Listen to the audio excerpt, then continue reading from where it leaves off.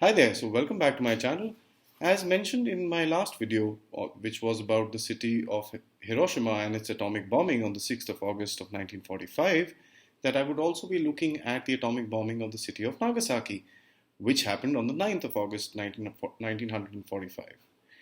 Now, by this bombing raid, the Americans had hoped that the Japanese would be pushed into an unconditional surrender, as was discussed in the Potsdam Declaration a couple of months ago.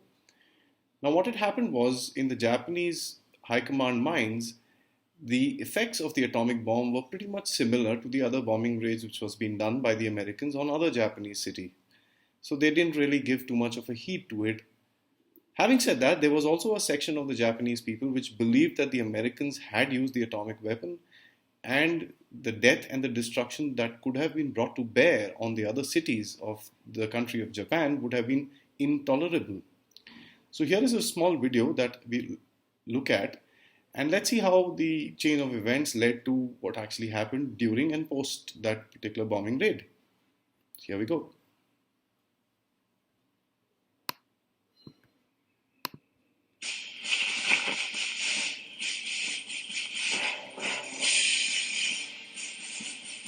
Three days after the Hiroshima bomb, despite all the destruction, Japan still hadn't surrendered. A second bomb was made ready, and Truman issued another warning. The world will note that the first atomic bomb was dropped on Hiroshima, a military base. If Japan does not surrender, bombs will have to be dropped on war industries.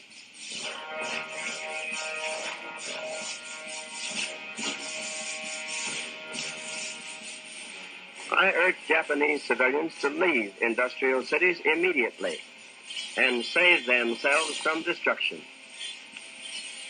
I realize the tragic significance of the atomic bomb. Having found the atomic bomb, we have used it. We have used it against those who attack us without warning at Pearl Harbor, against those who have starved and beaten and executed American prisoners of war, against those who have abandoned all pretense of obeying international laws of warfare. We have used it in order to shorten the agony of war, in order to save the lives of thousands and thousands of young Americans.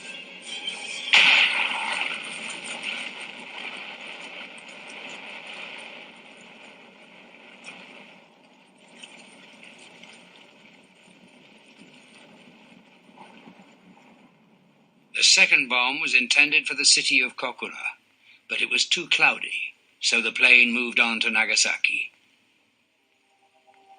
Desperately short of fuel, the crew released the bomb despite more clouds. The bomb missed the aiming point and fell into a valley. This time there was no firestorm, but even so, more than 50,000 people were killed.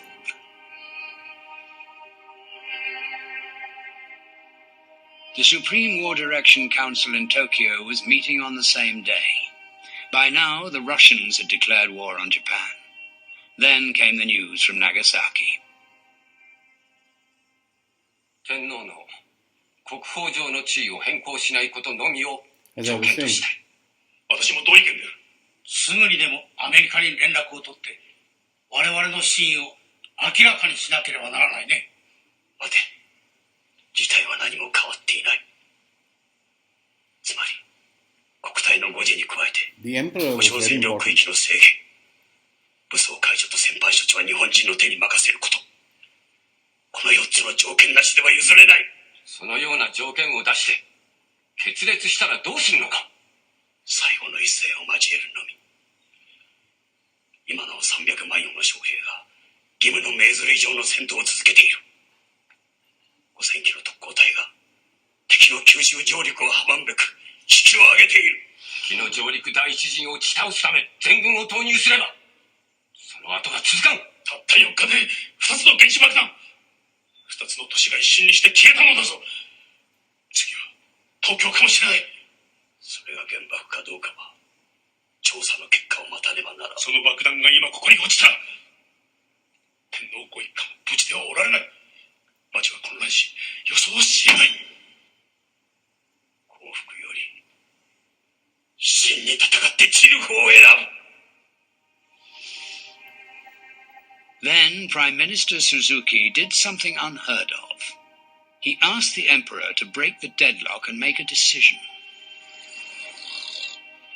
Emperor Hirohito told them he wanted to end the suffering and bear the unbearable.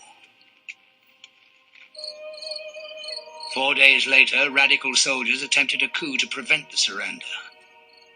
They failed.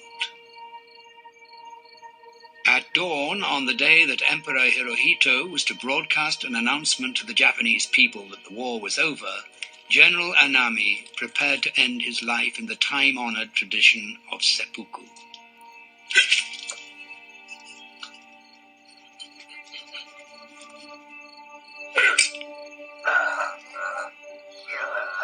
His suicide note read, "My death is my apology for my great crime."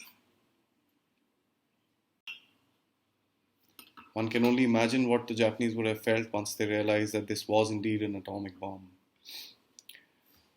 Well, talking about the weapon, this weapon was known as the Fat Man because of the way it looked and was different than the one that was dropped on the city of Hiroshima because this was a plutonium bomb. Remember, the city of Hiroshima was attacked by a uranium bomb. This bomb had a destructive capacity of 21 kilotons, which is about 21,000 tons of TNT. It was dropped by an aircraft known as Boxcar, which was commanded by Major Charles Sweeney. Ironically, the aircraft, which was the Enola Gay, which had actually dropped the weapon on the city of Hiroshima, was flying over the city of Nagasaki doing a weather reconnaissance at about 8:30 in the morning. The Japanese spotted that aircraft, sounded an alarm, but then realized it was a lone aircraft and they switched it off. The actual target of this particular bomb was the city of Kokura, which is south of the city of Nagasaki. Now, when the aircraft went over the city of Kokura, they realized that they were not able to spot the aiming point. This is even in spite of the fact that when they took about 3 bombing runs over the city, which costed them about 50 minutes of fuel, they could not find the aiming point for the weapon.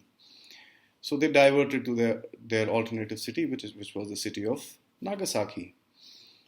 Now at about 10:53, the Japanese air defense had spotted this aircraft coming in towards the city of Hiroshima, but they realized this was again a single aircraft and they did not sound their alarm because of what had happened earlier in the morning.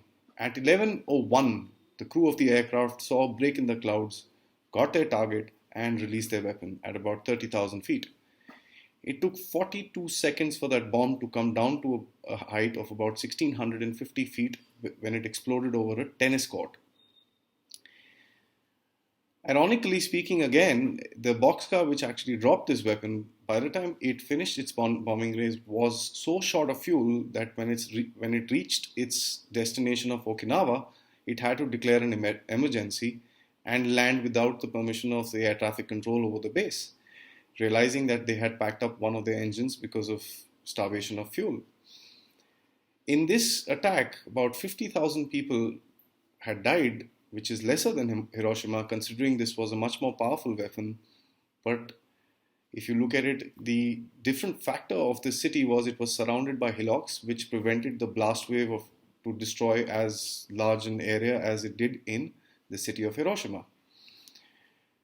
It is also interesting to note that when the Japanese general was talking in this video, he actually mentioned that he's got 3 million soldiers and 5,000 planes. So the Japanese were fully ready and geared up for an American invasion on the mainland of Japan. But the Americans were also scared looking at their island hopping campaign across the Pacific. They realized the amount of casualties that the Americans would have to face would be unbearable, and the American public would not accept it. That was one of the guiding principles and reasons for using this atomic bomb. The main thing here was the Japanese emperor, which is Emperor Hirohito.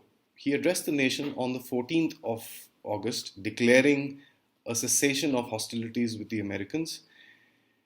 And on the 15th of August, the surrender was announced.